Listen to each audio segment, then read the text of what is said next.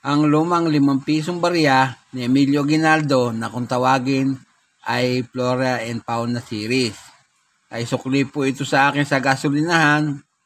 Mukhang pinapalusot nila, akala ay magagalit ako. Pero hindi po nila alam na natuwa po ako dahil sa nagkaroon na naman ako ng ganitong klase ng barya. Dagdag ito sa aking mga koleksyon. Ito po ang topic na pag-uusapan natin pagkatapos lamang ng aking maigting intro.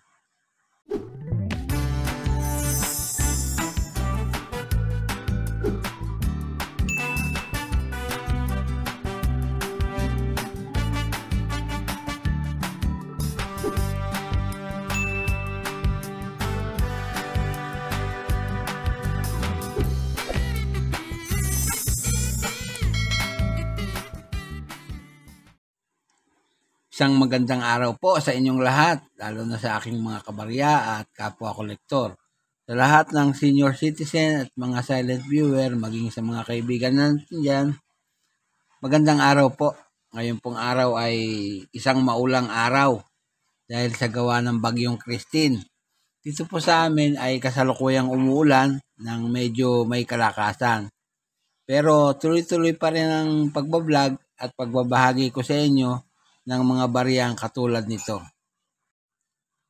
Ang ating pong barya ngayon ay naisukli sa akin sa gasolinahan kagabi nang ako'y magpapakarga ng gasolina. At ang topic ngayon ay si Emilio Aguinaldo. Pag-usapan po natin. Sa obverse na bahagi po ay makikita natin ang larawan ni Emilio Aguinaldo na nakaharap sa kanan. At sa kanyang bandang baba, nakalagay ang kanyang pangalan, yun, Emilio Aguinaldo. Sa kanyang ulunan, nakapaikot ang salitang Republika ng Pilipinas. At sa kanyang bandang balikat o sa bandang ibaba ng coins na ito ay nakalagay ang petsa ng pagkakagawa, 1991. Sa likod na bahagi naman ay makikita natin, yan po, ang isang sanga ng Nara tree na may bulaklak pa. Kung tawagin po yan, sa scientific name niya ay Pterocarpus indicus. Yan po, yung sanga, bulaklak at saka yung dahon. Yan po. Tapos po, sa bandang kanan niya ay nakalagay ang kanyang value, 5 peso. Yung pong sinabi kong scientific name niya, nakasulat sa bandang ibaba, Pterocarpus indicus. Yan po. Kung titignan naman po natin, ang edge niya ay reeded. Yan. Ginawa po yan sa BSP Security Plant Complex sa Quezon City, Philippines. Gumagawa po tayo ng coins doon, magbuhat 1975 hanggang sa kasalukuyan. Si Emilio Aguinaldo po ay siyang unang naging presidente ng bansang Pilipinas, ng ating mahal na bansang Pilipinas. Siya po ang nagdeklara ng unang independence ng ating bansa sa Kawit, Cavite. Yan po. Siya po ay ipinanganak noong March 22, 1869 sa mismong Kawit, Cavite.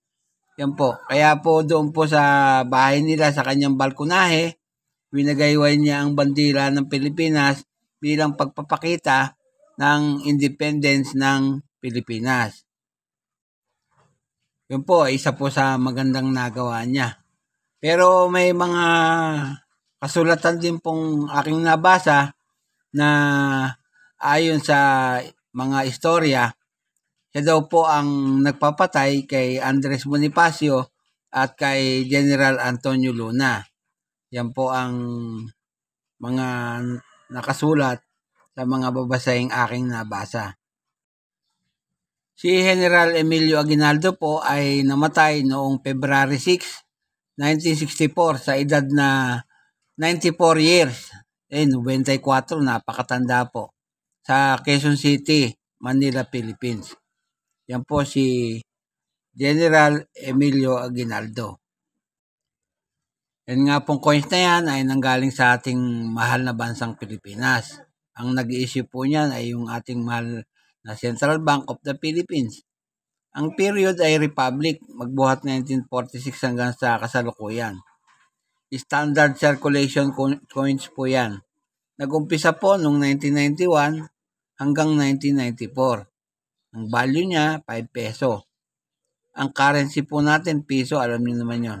Ang composition niya, nickel brass. Tumitimbang po ng 9.45 grams at may diameter na 25.5 mm. May kapal po na 2.6 mm. Medyo may kakapalan. Ayan o.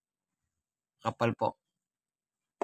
Ang hubog niya bilog. Pakikita nyo naman. Milled ang technique na ginamit dyan at medal alignment ang orientation. Na demonetize na po yan noong 1998. January 2, 1998. Pero nag-iwan ng number na N number 3751 at reference number na KM number 259, school number 102.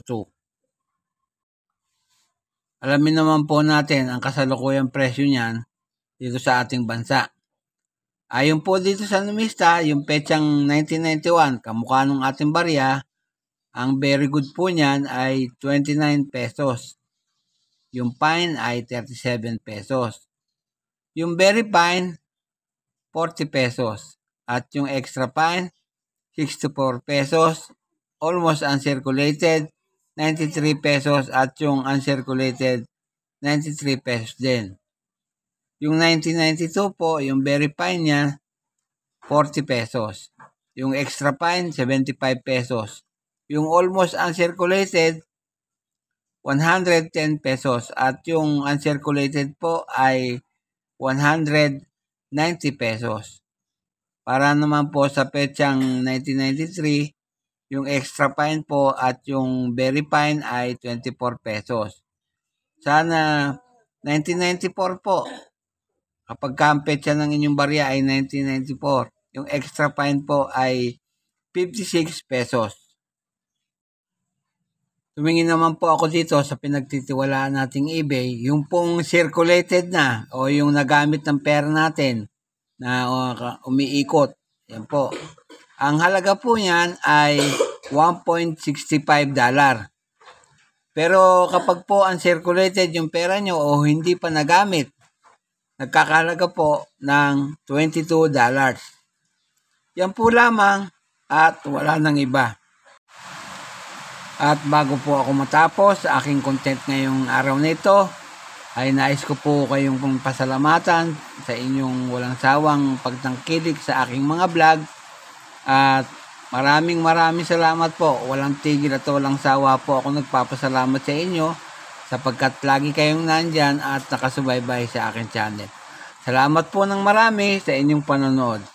At sa huli ay masabi kong mabuhay tayong lahat.